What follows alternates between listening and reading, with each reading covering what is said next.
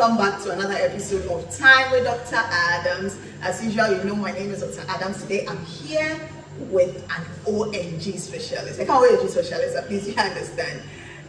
Obstetrics and gynecologist. His name is Dr. Aregynecologists. He works at the Holy Family Hospital. Please welcome to my channel. Thank you, Dr. Adams. Please, if you haven't subscribed to my channel yet, do so. Just click on the button. Don't forget to like, share, and please comment. Time with Dr.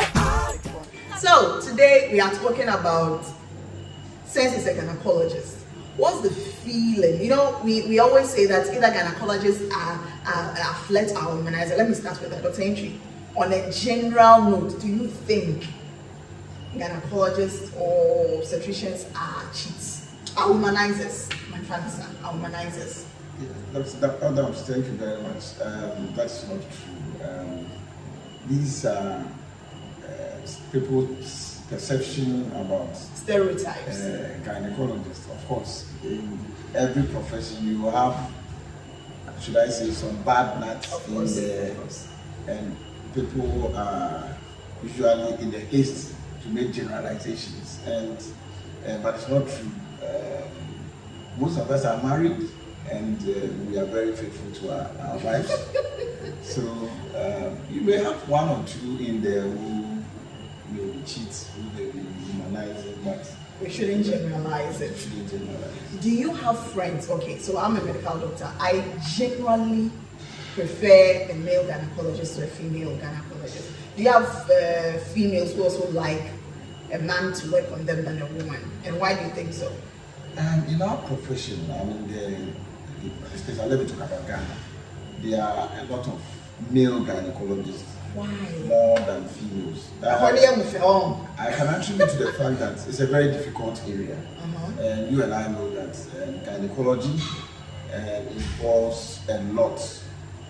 Especially if you come to a pregnant woman, you are taking care of the mother and the baby, of course. And then it involves you being waking up in the night a lot. And from training, you realize that it's a very tedious area, because when you go to Kolebu, for instance, our duties are run in 24 hours. So for example, if I go to work this morning at 8 a.m., I'll be there till 8 a.m. the following morning.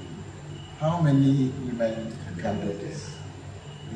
For men, I mean, if you don't take your bath, who cares? But a woman will need to freshen up, and then it's very difficult for a woman to stay on for that long hours. But we have some few very excellent females around. But if you compare the number of females to do, there are more males than females in the obstetrics and gynecology specialty. So is your wife a health professional? No, my wife is a banker. Should she have a gynecological problem, would you want to see her? Ethically, no. Yes. Fine. But then would you recommend a female gynecologist or a male gynecologist to her? It depends on her preference. I mean, if she prefers, you always weigh in. Yes, I mean, we've had 2 children, and all the 2 children, she was seen by a male gynecologist. It was her choice or yours? Her choice. Okay. In fact, that consultant happened to be a very good friend of mine. Okay. I learned a lot from him. All right. I don't know whether I should put the name on there, but maybe it's uncomfortable. Yes. I don't mind. So she preferred to see her, and then the doctor, the male gynecologist, had a lot of time for her. That's whenever she calls her, she's willing to. Some people also say that the male obstetrician and gynecologist, when you have time to work romance, like you're saying, or to say the home, there's the woman and then the baby to take care of. But Oba gynecologist is the sister. But then a man might take over from more.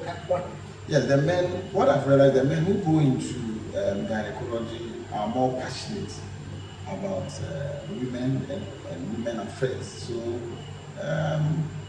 I think they are right that the male gynecologists are more compassionate, they are more caring, because at least you take the lady as this is your wife or your sister. Yeah. So anything I'm going to say, then gynecologists are womanizers. Once you take the woman as a sister, you know that you have a nephew or a niece in there. And you know how in Ghana we want to protect our nieces and our nephews. So maybe that is the reason why. Okay. So then to this very important question. You're a gynecologist, you're an obstetrician. You've seen all when it comes to the female reproductive system, the vagina, what you've seen the sizes, colors, watch it, your love. So then we females will think, hey, if I'm married to you, you go to work and well, I don't know whether we can say this vagina is prettier than this other vagina. And you have the wife. How do you? Where's the border that you know this is work? Do you sometimes compare your mind like I don't know? You tell me. So well, personally, let's start from the consulting room. I always examine a female with a chaperone. There should be a nurse there. Otherwise, I will not examine it. Good. You know, in these days of medical legal issues, God forbid, a woman can tell you that you've done some fingering. Yes. Meanwhile, you're doing your work Yes. as a gynecologist. Yes. So, from the OPD, I always examine the women with a chaperone. There should be a nurse there before I even examine the abdomen, not even the vagina. Okay. Number two, most of the cases that come to the gynae clinic or the obstetric antenatal clinic, should I say undeceased? You know, somebody is coming with, vaginal discharge, offensive, vaginal discharge, bleeding per vaginum, and you know, I wouldn't say it's not attractive. Then your mind is on treating the patient, making the patient better. If it's vaginal discharge, how are you going to help her? If it's bleeding, you know, so it takes away that mind. Of course, we are human beings. For the baby, we have testosterone. So, you know, sometimes you see a woman enter your consulting and, you know, some of them are dressed to kill, you know, their appearance and everything. They look nice, but that is not your primary focus. Yeah. Your primary focus is what is this woman coming with? And then you focus on that. But let me share an experience I had.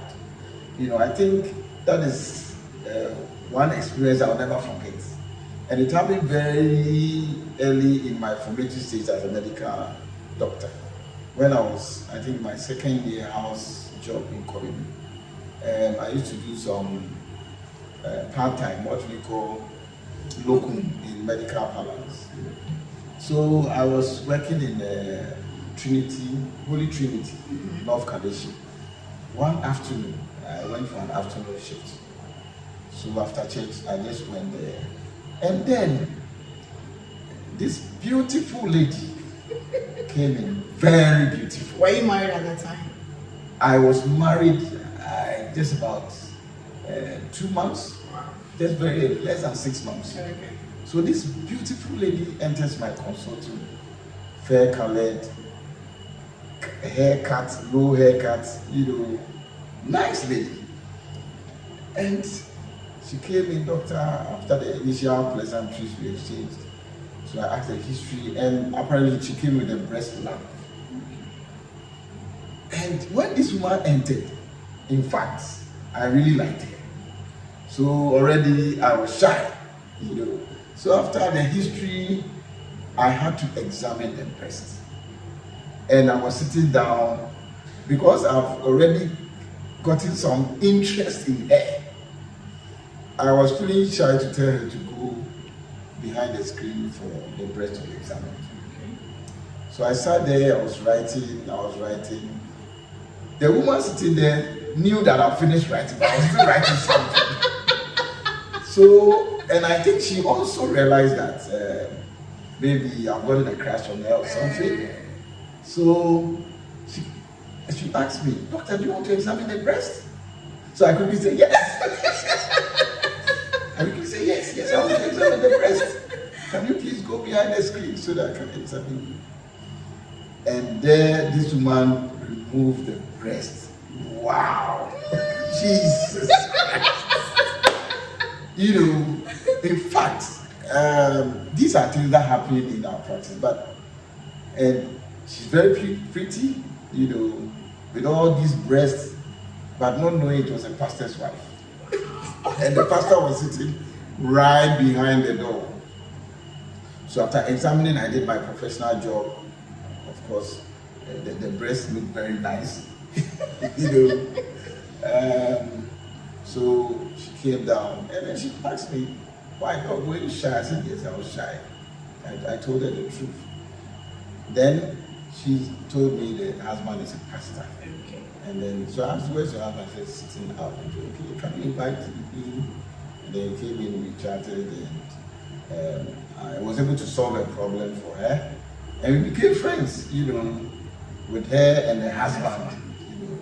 So we are human beings, there are temptations, but you should know your limits. You should know your limits. You should know your limits, otherwise you run into problems. Yes. You should run into problems. Yes.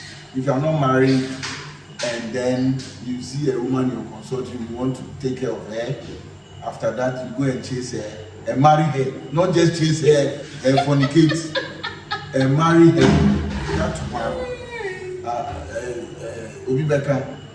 Nobody knows where you meet this or a lover. Yeah. Some will be at church, others at the funeral grounds, others at the party. Where did you meet your wife? At church. Hey! Yes. we're all in the same choir. Hey! At church. When I was at church. Some meet at the restaurant, beer bar, a shopping mall. You may also meet just in a consulting, who knows? Yeah.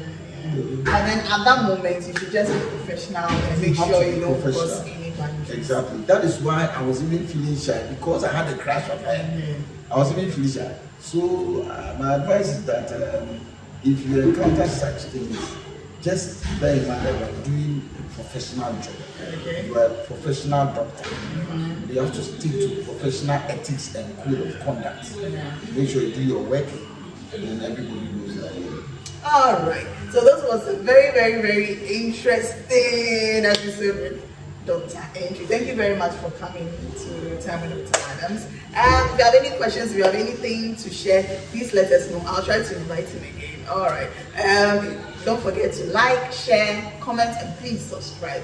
Bye. Thank you, Doctor. Bye. Time with Dr.